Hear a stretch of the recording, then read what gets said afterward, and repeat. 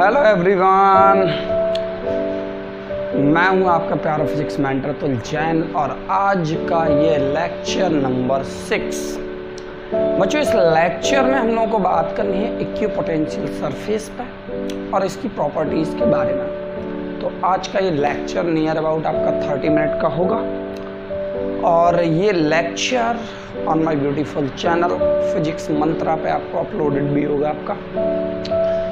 तो बच्चों, स्टार्ट करते हैं lecture number 6 of electrostatics potential and capacitor का लेक्चर नंबर 6। और मैं हूं आपका physics mentor Atul Jain on my beautiful channel physics Mantra. तो बच्चों, कॉपी निकालो, पेन निकालो और अभी तक आपने चैनल को सब्सक्राइब नहीं किया है तो please subscribe my beautiful channel physics Mantra. तो हेडिंग लगाते हैं। चलो, सबसे पहले तो लेक्चर नंबर 6 और इस लेक्चर में हम लोगों को बात करनी है इक्विपोटेंशियल सरफेस पे। इक्विपोटेंशियल सरफेस पे हम लोगों को बात करनी है। चलो देखो बच्चों, सबसे पहले इक्विपोटेंशियल सरफेस को ब्रेक करो, इसको कुछ इस तरीके से। इक्यू यहाँ से इस तरीके से स्प्लिट करो। इक्यू का मतलब इक्वल, इक्यू का मतलब इक्वल, पोटेंशियल का मतलब पोटेंशियल, ठीक है, और सरफेस का मतलब सरफेस। एक ऐसी सरफेस अबाउट द चार्ज, एक ऐसी सरफेस अबाउट द चार्ज जहाँ पे हर एक पॉइंट पे पोटेंशियल क्या हो, सेम हो या इक्वल हो। और ऐसी सरफेस को हम लोग क्या बोलते हैं बच्चों, इक्विपोटेंशियल सरफेस बोलते हैं। यहाँ पे एक कंडीशन होती है कि the surface that must be in the 3D, surface जो है वो 3D में होना चाहिए आपकी। तो हम लोग क्या बोल सकते हैं बच्चों यहाँ पे। चलो सबसे पहले एक एग्जांपल देखते हैं। फॉर एग्जांपल, ये पॉइंट चार्ज है आपका Q, ठीक है। तो इस पॉइंट चार्ज से R डिस्टेंस अभी मैंने एक स्पेयर ले लिया R रेडियल डिस्टेंस पे R। अगर मैं यहाँ पे पोटेंशियल की बात करूँ तो कितना हो जाएगा आपका KQ/R। यहाँ पे भी मैं बात करूँ तो V इज इक्वली कितना हो जाएगा KQ/R। यहाँ पे भी मैं बात करूँ, यहाँ पे भी कितना हो जाएगा आपका V इज इक्वली KQ/R। और इस पॉइंट पे भी कितना हो जाएगा आपका KQ/R। मतलब इस चार्ज के अबाउट हम लोगों ने क्या लिया, एक सरफेस ली, एक सरफेस ली और इसके हर एक पॉइंट पे पोटेंशियल क्या हो रहा है बच्चों, इक्वल हो रहा है। मतलब इसको हम इस तरीके से नाम दे सकते हैं V1, V2, V3, V4। मतलब यहाँ पे हो जाएगा आपका V1 is equal to V2 is equal to the V3 is equal to the V4। क्या इस सरफेस पे पोटेंशियल इक्वल नहीं है क्या? क्या इस सरफेस पे पोटेंशियल इक्वल नहीं है क्या? है ना। तो एज पर द डेफिनेशन हम लोग क्या लिख सकते हैं यहाँ पे, इसको एक काम करो, यहाँ लिख दो KQ/4, यहाँ लिखे दे रहा हूँ मैं V1 is equal to V2 is equal to the V3 is equal to the V4। और इसको मैं क्या लिख सकता हूँ आपका, इसकी डेफिनेशन को, the surface on which potential are equal. Equal का मतलब सेम भी हो सकता है, और कहाँ पे, everywhere, everywhere on the surface the potential that are the equal. और ऐसी सरफेस को हम लोग क्या बोलते हैं आपका, दैट्स कॉल्ड इक्विपोटेंशियल सरफेस। तो इस सरफेस किस में होना चाहिए आपका, 3D में होना चाहिए। मैंने बच्चों एक चार्ज लिया, चार्ज के अबाउट मैंने एक स्पेयर ले लिया या आपका एक सर्किल ले लिया R डिस्टेंस। अभी मैंने हर एक पॉइंट पे, इस सर्किल के हर एक पॉइंट पे मैंने पोटेंशियल चेक किया, this is having the same potential. तो इस सरफेस को हम लोग क्या बोलेंगे बच्चों, इक्विपोटेंशियल सरफेस। तो व्हाट आई जस्ट से कि it means the surface on which the potential that are the equal, that is called the equipotential surface. चलो एक दूसरा एग्जाम्पल लेते हैं। यही एक चार्ज है आपका, ठीक है। इसके अबाउट हमने सरफेस ली, फॉर एग्जाम्पल इस पे है आपका कितना पोटेंशियल, 100 वोल्ट का। और आगे बढ़े हम लोग, कितने का हो गया आपका 80 वोल्ट का। और आगे बढ़े, पोटेंशियल कितने का हो गया आपका 60 वोल्ट का। मतलब इस चार्ज से इस डिस्टेंस पे चलो R1 डिस्टेंस ले लिया, तो R1 डिस्टेंस पे हम लोग जो भी सरफेस ले रहे हैं उसके हर एक पॉइंट पे कितना पोटेंशियल होगा आपका 100 वोल्ट का। कितने का 100 वोल्ट का। इससे हमने R2 डिस्टेंस, अभी हमने दूसरा सर्किल लिया हुआ है, एक सरफेस ली हुई है, तो इसके हर एक पॉइंट पे कितना पोटेंशियल होगा आपका 80 वोल्ट का। कितने का आपका 80 वोल्ट का। यहाँ पे आ जाओ, इसके हर एक पॉइंट पे पोटेंशियल कितने का होगा आपका R3 डिस्टेंस पे आ गए तो हम 60 वोल्ट का होगा। मैंने ये नहीं बोला हुआ है कि इस सरफेस पे, इस सरफेस पे और इस सरफेस पे आपका पोटेंशियल सेम होगा, नहीं। एट अ इक्वल डिस्टेंस हर एक पॉइंट पे आपका पोटेंशियल सेम होगा। मतलब इस वाले सरफेस पे आपका 100 होगा, इस पे आपका 80 होगा और इस पे आपका 60 होगा। तो चलो यहाँ से तो finally the conclusion is what कि it means the equipotential surface वो सरफेस होती है जिस सरफेस के हर एक पॉइंट पे आपका पोटेंशियल क्या हो, आपका सेम हो, और ऐसी सरफेस को हम लोग क्या बोलते हैं बच्चों, इक्विपोटेंशियल सरफेस बोलते हैं। इसमें कि यहाँ पे हम लोग पॉइंट लिख सकते हैं कि it means the concentric sphere या spherical surface, concentric spherical surface लिख लो, the concentric spherical surface in which charge as center, concentric spherical surface in which charge as a center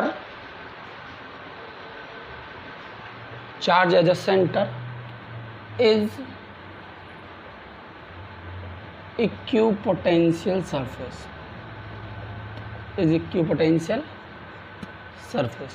बच्चों ये नीचे का दिख रहा है आपको, concentric spherical surface in which charge centre is equipotential surface. अगर हमारे पास कोई चार्ज है कॉन्सेंट्रिक स्फीयर में जो कि कहाँ पे रखा हुआ है, सेंटर में रखा हुआ है, तो यहाँ से R1 डिस्टेंस अबे, R2 डिस्टेंस अबे, R3 डिस्टेंस अबे, जो हमने स्फेरिकल सरफेस ली हुई है उस पर हमारा पोटेंशियल क्या होगा आपका सेम होगा। चलो इस एग्जाम्पल के बाद एक और हम लोग एग्जाम्पल समझते हैं इक्विपोटेंशियल सरफेस का। चलो दूसरा एग्जाम्पल है हमारे पास, हमने क्या लिया, फॉर एग्जाम्पल है लीनियर चार्ज लिया हुआ है।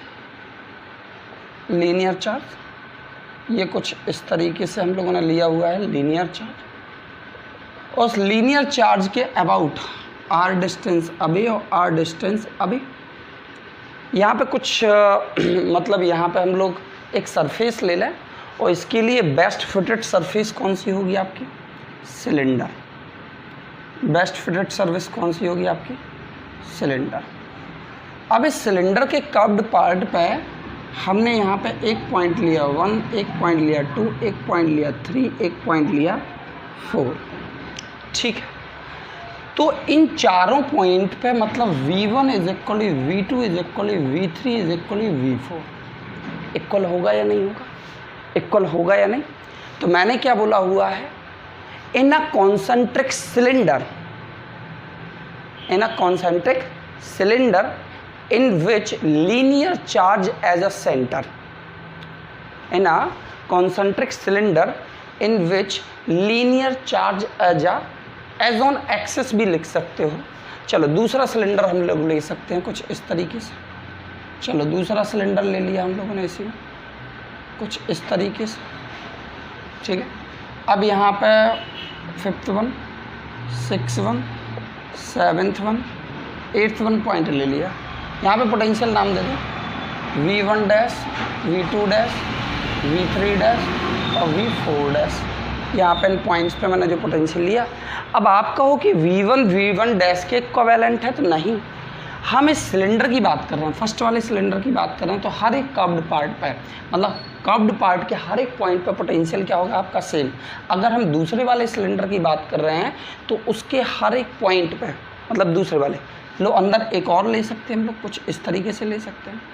तो इस सिलेंडर के हर एक पार्ट पे, इधर कर्व्ड पार्ट पे, इधर इधर इधर इधर पोटेंशियल क्या होगा बच्चों आपका सेम होगा। पोटेंशियल क्या होगा आपका सेम होगा। बात समझ में आई? बात समझ में आई बच्चों? बात समझ में आई? हम लोग क्या इसमें बच्चों हम लोग क्या लिख सकते हैं? इसमें हम लोग लिख सकते हैं आपका कि इट मीन्स यहाँ से concentric cylinder, concentric cylinder with linear charge as axis कर लो, axis concentric cylinder with linear charge as axis are equipotential surface। मतलब अगर हमने लीनियर चार्ज को क्या लिया आपका एज अ एक्सेस लिया और इसके अबाउट जितने भी कॉन्सेंट्रिक सिलेंडर बनेंगे, आपके कॉन्सेंट्रिक सिलेंडर बनेंगे, तो वहाँ पे पोटेंशियल क्या होगा बच्चों आपका इक्वल होगा। मतलब मैं ये नहीं कह रहा हूँ कि इस वाले सिलेंडर पे जो पोटेंशियल होगा वो इसके इक्विवेलेंट होगा, नहीं, इस वाले सिलेंडर के कर्व्ड पार्ट पे जितने भी पॉइंट पे हम बात करेंगे पोटेंशियल क्या होगा आपका सेम होगा, same as this one, same as this one. तो यहाँ पे अब चलो सिलेंडर की बात हो गई। अब इसके बाद इसमें देखो कुछ इस तरीके से डायग्राम दे दिया जाता है आपकी बुक्स वगैरह में कि ये हमारे पास फॉर एग्जांपल चार्ज है, इसके अबाउट ये हमारे पास कॉन्सेंट्रिक स्फीयर हैं, तो यहाँ पे इस तरीके से लिख दिया जाता है, इस तरीके से डायग्राम बना होता है और उसमें लिख देते हैं इक्विपोटेंशियल सरफेस, इक्विपोटेंशियल सरफेस।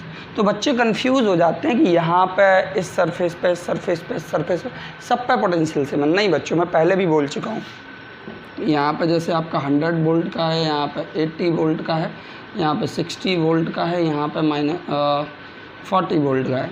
कहने का मतलब है इस सरफेस पे जब आप मूव करोगे तो पोटेंशियल 100 का सेम रहेगा आपका।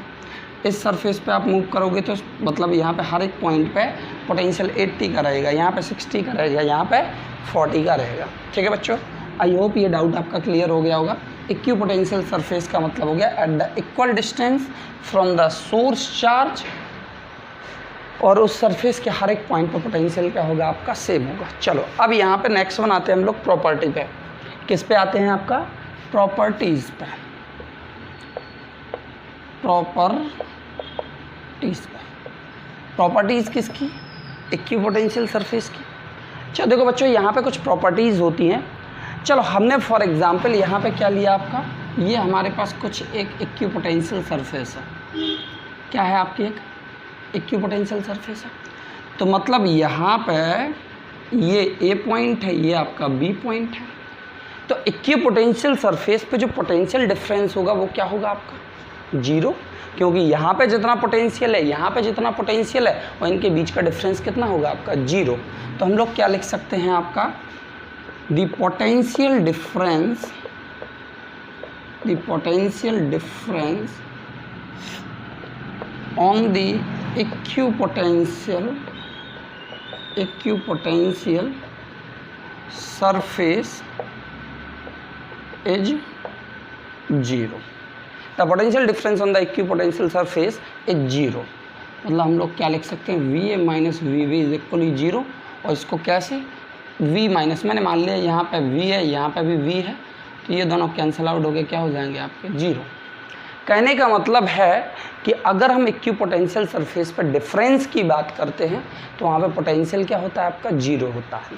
चलो पहली प्रॉपर्टी, ये इसको स्फीयर में देख लो, ये हमारा चार्ज है Q, यहाँ पे potential V is equally KQ/R, same as इस पॉइंट पे एज V1, V2 पे भी R डिस्टेंस अभी देख रहे हैं हम लोग, तो KQ/R, potential difference V1 minus V2 कितना हो जाएगा? KQ/R माइनस का KQ/R, दोनों कैंसिल आउट होकर कितने हो जाएंगे आपके? जीरो। किसी भी तरीके से देख लो। चलो यहाँ से दूसरा पॉइंट है बच्चों आपका कि it means the work done, या इसको हम लोग लिख सकते हैं no work is done in moving a test charge over an equipotential surface. चलो जरा इसको फील लेते हैं। यहाँ पे हमने क्या किया बच्चों, ए पॉइंट से बी पॉइंट हम चार्ज को मूव करा रहे हैं, या बी पॉइंट से ए पॉइंट हम चार्ज को मूव करा रहे हैं, ठीक है। तो चलो यहाँ से पॉइंट में क्या लिखा हुआ है आपका, इस पॉइंट को मैं यहाँ लिखे दे रहा हूँ, V A minus V V is equal to the 0। चलो यहाँ से उसने बोला है कि कोई भी वर्क नहीं होगा अगर हम टेस्ट चार्ज को एक पॉइंट से दूसरे पॉइंट पे मूव कराएंगे इन द इक्विपोटेंशियल सरफेस, यही लिखा हुआ है। चलो हम लोगों ने फॉर्मूला क्या पढ़ा हुआ था, V A minus V B is equal to the W external upon Q naught. जब हम इक्विपोटेंशियल सरफेस पे मूव कराएंगे तो पोटेंशियल डिफरेंस कितने का होगा आपका, 0 का। तो W external upon Q naught, तो डब्ल्यू एक्सटर्नल कितना हो जाएगा आपका, that is equal to the 0। इसको हम दूसरे तरीके से भी फील कर सकते हैं, देखो कैसे, ये हमारा पॉजिटिव चार्ज है, इस पॉजिटिव चार्ज के अबाउट ये सरफेस है, ठीक है। यहाँ पे चार्ज है और इस चार्ज पे फोर्स आपका आउटवर्ड लगेगा, F लगेगा या नहीं लगेगा। Due to cause of this one source charge, force कहाँ पे लगेगा, आउटवर्ड, और चार्ज कहाँ मूव करेगा आपका, यहाँ पे। सेम एज यहाँ पे आ जाओ, फोर्स कहाँ लगेगा आपका, आउटवर्ड, और चार्ज मूव कहाँ करेगा आपका, in the sphere. Same thing यहाँ पे भी, फोर्स आउटवर्ड, ठीक है, तो ये चार्ज मूव कर रहा है dr डिस्टेंस अवे। चलो अब हम वर्क डन का फॉर्मूला लगाएं, तो work done is equal to the होता है F vector into dr vector, dot लगा होता है। जरा इन दोनों के बीच में देखो जरा, कितने डिग्री का एंगल है, तो W is equal to the F dot dr dot cos 90 degree. तो वर्क डन कितना हो जाएगा आपका, 0 का। वर्क डन कितने का होगा, 0 का। इतनी बात क्लियर हुई बच्चों, आपके। चलो अब तीसरा पॉइंट आता है यहाँ पर, 2 पॉइंट मैं हटा रहा हूँ, स्क्रीन को पॉज करके नोट कर लो। चलो तीसरा पॉइंट आता है यहाँ पर कि इलेक्ट्रिक फील्ड जो है वो क्या होती है, हमेशा परपेंडिकुलर होती है। Electric field is always perpendicular to the equipotential surface. चलो मैं तीसरा पॉइंट लिख रहा हूँ, सॉरी क्वेश्चन का है को, third one point, electric field is always perpendicular to the equipotential surface। मतलब जो इलेक्ट्रिक फील्ड होगी वो क्या होगी, परपेंडिकुलर होगी। चलो ये हमारे पास कोई इक्विपोटेंशियल सरफेस और यहाँ से परपेंडिकुलर होगा आपका E। कैसे होगा जरा समझते हैं। ये हमारे पास एक पॉइंट है A और ये है आपका पॉइंट B, और यहाँ से हम चार्ज को A टू B मूव करा रहे हैं। चलो चार्ज को हम A टू B मूव करा रहे हैं। ये dr आपका डिस्प्लेसमेंट है इन द फॉरवर्ड डायरेक्शन, और ये हमारे पास इक्विपोटेंशियल सरफेस है जहाँ पे पोटेंशियल डिफरेंस क्या है आपका, मतलब पोटेंशियल डिफरेंस 0 है और पोटेंशियल सेम है हर एक पॉइंट पर। चलो तो बच्चों हम लोगों ने इससे पहले फार्मूला पढ़ा हुआ था, वो फार्मूला क्या था फार्मूला, जल्दी से बोलो हाँ या ना।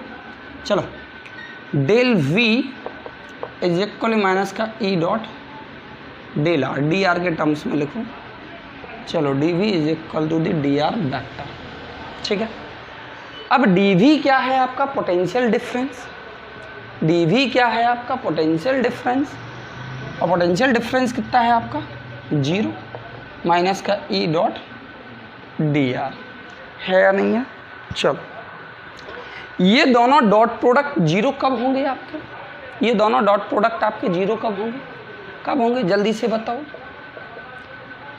E वेक्टर हटा दो, E dr dot cos 90 degree. जब E और R के बीच में अगर एंगल अगर आपका 90 डिग्री होगा तभी तो ये डिफरेंस क्या होगा आपका 0 होगा, तभी ये डिफरेंस क्या होगा आपका 0 होगा।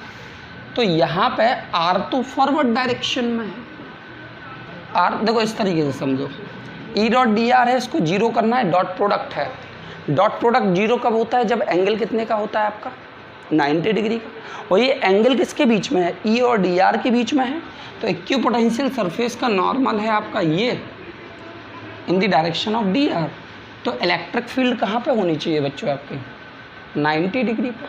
तो कहने का मतलब है E is perpendicular to the surface, या E is perpendicular to the equipotential surface. कुछ इस तरीके से भी हम लोग लिख सकते हैं कि इलेक्ट्रिक फील्ड जो होती है वो हमेशा क्या होती है, परपेंडिकुलर टू द सरफेस होती है। सरफेस ये है, सरफेस का नॉर्मल ये है, इलेक्ट्रिक फील्ड क्या करेगी, that will make the angle of 90 degree. चलो एक और फोर्थ वन पॉइंट आता है बच्चों, अगर हमारे पास चार्ज है, अगर हमारे पास चार्ज है तो चार्ज से at a radial distance potential क्या होगा आपका इक्वल, पोटेंशियल क्या होगा आपका इक्वल होगा, मतलब हर एक सरफेस पे आपका सेम होगा। चलो अब यहाँ पे फोर्थ वन पॉइंट है, फोर्थ वन पॉइंट कि equipotential surface equipotential surface are closer to each other in strong electric field. मतलब इलेक्ट्रिक पोटेंशियल सरफेसेस जो होंगी वो आपकी क्या होंगी, मतलब यहाँ पे क्लोज़र होंगी in the strong electric field में। और यहाँ पे एक और चीज़ लिखा जाता है and further apart in the weak electric field, and further apart in weaker electric field। चलो इस चीज़ को फील करते हैं और इसका पिक्टोरियल रिप्रेजेंटेशन अभी मैं आपको दिखाता हूँ। चलो देखो यहाँ से कैसे, चलो हमारे पास फॉर्मूला था बच्चों E is equal to the minus का D V upon D R, या चलो R ले लिया हमने यहाँ से, या डी आर ले लो, चलो D R, E is equally minus का D V upon D R. अब अगर हम यहाँ से डी आर की बात करें तो कितना हो जाएगा D V upon E. Potential क्या माना, चार्ज के अबाउट कांस्टेंट, मतलब डी वी या यहाँ से लिख लो potential is constant, potential is constant about the charge या about in the region the potential that are the constant. ठीक है, पोटेंशियल कांस्टेंट हो गया। अब यहाँ से पोटेंशियल कांस्टेंट, तो डी आर और वी के बीच में, डी आर और ई के बीच में रिलेशनशिप कैसा होगा, ये डी आर है spacing between the equipotential surface, E बढ़ेगा, ई बढ़ेगा तो डी आर की वैल्यू क्या होगी कम, मतलब स्पेसिंग क्या होती चली जाएगी कम। एक ऐसा रीजन जहाँ पे इलेक्ट्रिक फील्ड क्या है स्ट्रॉन्गेस्ट है, ये स्ट्रॉन्ग है तो स्पेसिंग क्या हो जाएगी आपकी कम हो जाएगी इस तरीके से। और अगर ई की वैल्यू कम होगी तो डी आर की वैल्यू ज़्यादा, मतलब स्पेसिंग ज़्यादा होगी। अगर इलेक्ट्रिक फील्ड की वैल्यू क्या हो गई कम हो गई तो यहाँ पर स्पेसिंग क्या हो जाएगी आपकी ज़्यादा। चलो इसको हम लोग एक एग्जाम्पल से देखते हैं, इसी को एग्जाम्पल से देखते हैं। नोट हो गया इतना ना। चलो अब जैसे हमने क्या लिया, आपका एक पॉजिटिव चार्ज लिया, एक हमने नेगेटिव चार्ज लिया, इनके बीच में ये फील्ड है आपकी, इनके बीच में ये फील्ड है। ठीक है, चलो इस तरीके से कुछ फील्ड है।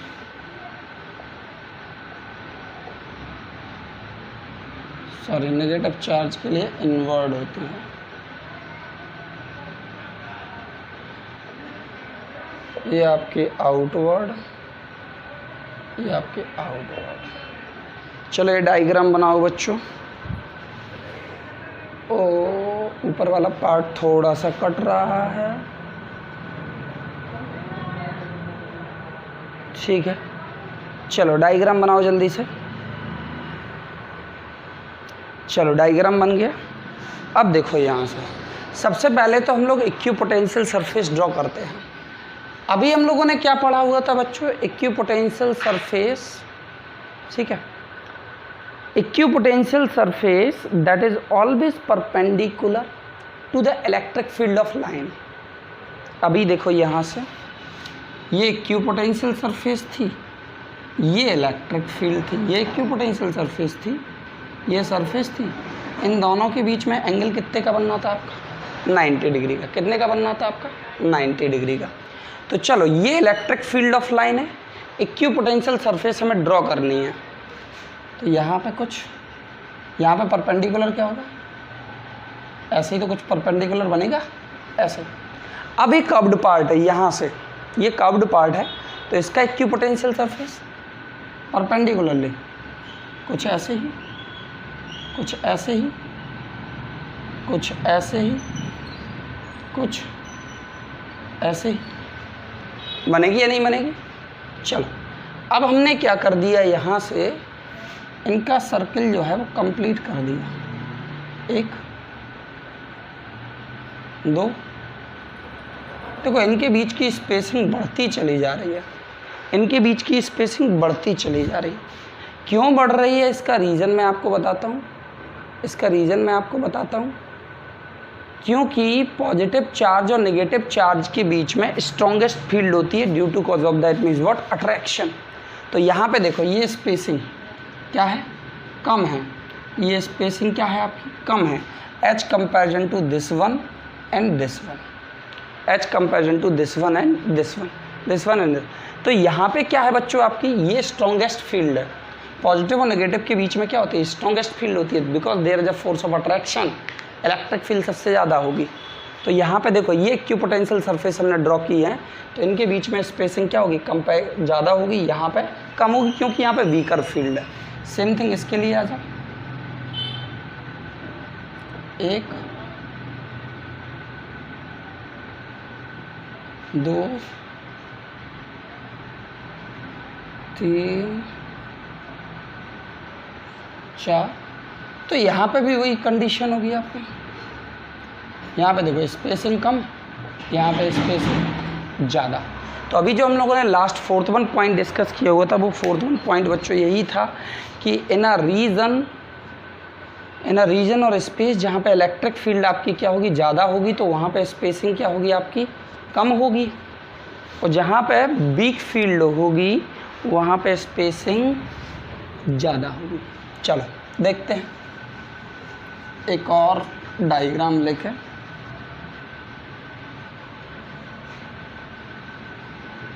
चलो अब हमने क्या लिया, यहाँ से ये एक पॉजिटिव चार्ज है, ये आपका एक पॉजिटिव चार्ज है। अगर हम लाइन ऑफ फोर्सेस की बात करें तो सबसे पहले हम लोगों ने इलेक्ट्रिक फील्ड लाइन में पढ़ा हुआ था कि अगर ये चार्ज, अगर फॉर एग्जांपल ये चार्ज नहीं होता तो इसकी लाइन ऑफ फोर्सेस ऐसे ही जाती, इसकी लाइन ऑफ फोर्सेस अगर इंडिविजुअली देखें तो ऐसे ही जाती, ये इंटरसेक्ट कर जाती, जो कि कभी इंटरसेक्ट करती नहीं। तो इसका इन्फ्लुएंस इस पर, इसका इन्फ्लुएंस इस पर, ये लाइन ऑफ फोर्सेस कुछ इस तरीके से निकल जाती हैं, कुछ इस तरीके से निकल जाती हैं due to cause of the force of repulsion, due to cause of the force of repulsion. चलो अगर आपको एक बात पता है तो ठीक है, नहीं पता है तो मैं बता दे रहा हूँ कि अगर आपके 2 सेम चार्ज होते हैं तो उनके बीच में इलेक्ट्रिक लाइन ऑफ फोर्सेस या इलेक्ट्रिक फील्ड क्या होती है आपकी? कम होती है।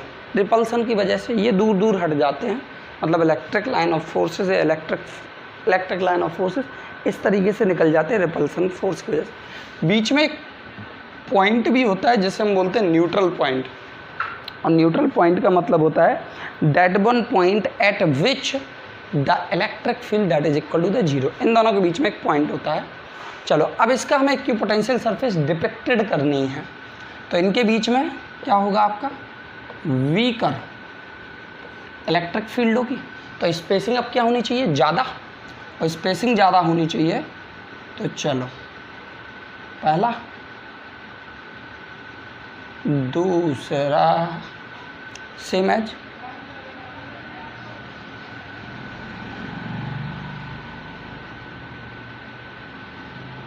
चलो देखो यहाँ पे देखना, इनके यहाँ पे स्पेसिंग कम, यहाँ पे स्पेसिंग ज़्यादा, सेम एज, यहाँ पे स्पेसिंग ज़्यादा, यहाँ पे स्पेसिंग कम। तो सीधा कंक्लूज़न ये है कि अगर स्ट्रॉन्गेस्ट फील्ड होती है तो वहाँ पे जो पोटेंशियल सरफेसेस होती हैं उनके बीच में स्पेसिंग ज़्यादा होती है, सॉरी कम होती है, और जहाँ पे वीक इलेक्ट्रिक फील्ड होती है वहाँ पे इक्विपोटेंशियल सरफेस के बीच में स्पेसिंग ज़्यादा होती है। तो बच्चों ये था हमारा इलेक्ट्रिक पोटेंशियल का आपका लेक्चर। आई होप जितनी भी चीज़ें हम लोगों ने यहाँ पर डिस्कस की हैं सारी चीज़ें आपको क्लियर हो गई होंगी। अब हम इसके क्वेश्चन के लिए लाइव क्लास में बात करेंगे जिसकी डीपीपी आपको टेलीग्राम चैनल पे आपको मिल जाएगी।